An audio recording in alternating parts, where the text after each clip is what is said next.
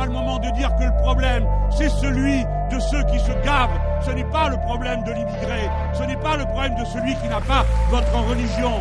Le problème, c'est le banquier. Il a un nom, il a une adresse. Le problème, c'est le banquier. Il a un nom, il a une adresse.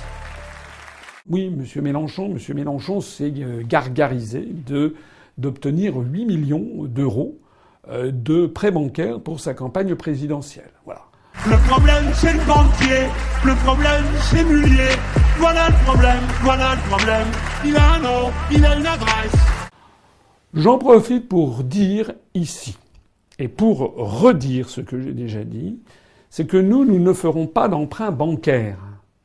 C'est que nous, si je suis candidat à l'élection présidentielle, ce qui me semble bien parti, eh bien si je suis candidat, et de toute façon pour les élections législatives, nous n'aurons d'argent que celui que vous nous aurez donné.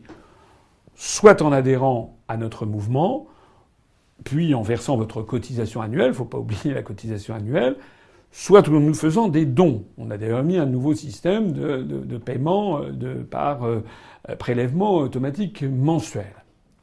Mais nous n'allons pas dépendre d'aucune banque. Moi, je ne vais me faire financer ni par des valises de billets de Madame Bettencourt ou de l'émir du Qatar, ni par des prêts bancaires. Je l'ai dit et je le répète. Et d'ailleurs, j'en profite pour annoncer que dans mon programme, eh bien, j'ai décidé que je proposerai, si je suis élu, de modifier les règles de financement des partis politiques et d'interdire tout financement, tout prêt bancaire aux partis politiques. De telle sorte que, d'ores et déjà d'ailleurs, vous savez que les partis politiques ne peuvent avoir comme financement que des personnes physiques qui payent des dons et des cotisations, ou des prêts bancaires, ou bien des financements par l'État, en fonction des résultats obtenus aux dernières législatives. Eh bien, moi, je pense qu'il faut interdire purement et simplement les prêts bancaires, parce que finalement, un parti politique doit représenter le peuple français et le seul peuple français. Parce que on sait très bien, il y a des martingales qui ont été calculées, notamment venus d'outre-Atlantique, qu'il y a une corrélation entre le nombre de bulletins obtenus dans les urnes et puis l'argent consacré et également le nombre de minutes passées dans les grands médias. Alors, on a ainsi des phénomènes. Monsieur Macron, c'est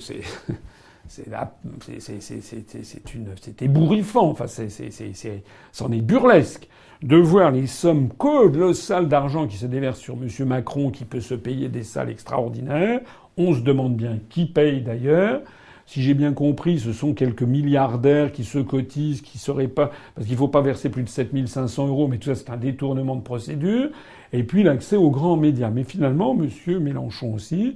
Moi, si je suis élu, nonobstant tout ça, parce que je fais confiance au bon sens du peuple français pour déjouer tous ces artifices, si je suis élu, eh bien, je proposerai que désormais, les partis politiques ne puissent être financés que par la puissance publique, en fonction des résultats obtenus aux élections, et par les Français eux-mêmes, avec interdiction des prêts bancaires.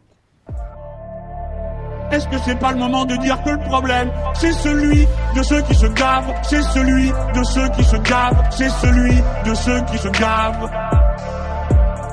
C'est celui de ceux qui se gavent, c'est celui de ceux qui se gavent, c'est celui de ceux qui se gavent. C'est celui de ceux qui se gavent, c'est celui de ceux qui se gavent, c'est celui de ceux qui se gavent. C'est celui de ceux qui se gavent, c'est celui de ceux qui se gavent, c'est celui de ceux qui se gavent.